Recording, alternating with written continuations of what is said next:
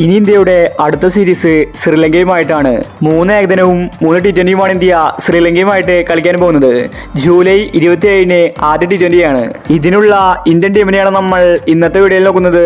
ഇത്തരം ക്രിക്കറ്റ് ന്യൂസിന് വേണ്ടി ഈ ചാനൽ മറക്കാതെ സബ്സ്ക്രൈബ് ചെയ്യൂ.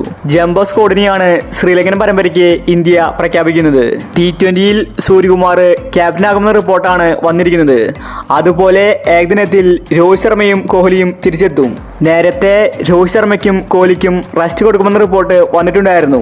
എന്നാൽ ഇപ്പോൾ കോച്ച് ഗംഭീർ തീരുമാനങ്ങൾ കടുപ്പിച്ചിരിക്കുകയാണ്. രോഹിത് ശർമ്മയും കോഹ്ലിയും ഏകദിനത്തിൽ കളിക്കണമെന്നാണ് ഗംഭീർ പറയുന്നത്. അതുപോലെ പാണ്ഡ്യ ഏകദിനത്തിൽ ഉണ്ടായിരിക്കില്ല. പാണ്ഡ്യ തന്നെയാണ് ഇക്കാര്യം BCCI അറിയിച്ചിരിക്കുന്നത്.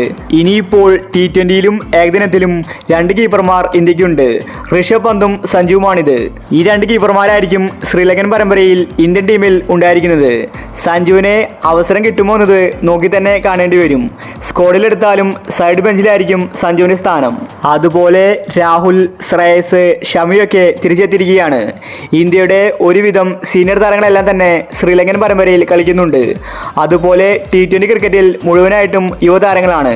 അഭിഷേക് ശർമ്മ, ശുഭ്മാൻ ഗിൽ, ജയ്സ്വാൾ, മുകേഷ് കുമാർ, വാഷിംഗ്ടൺ സുന്ദർ തുടങ്ങിയ താരങ്ങളെയാണ് T20യിൽ പരിഗണിക്കുന്നത്.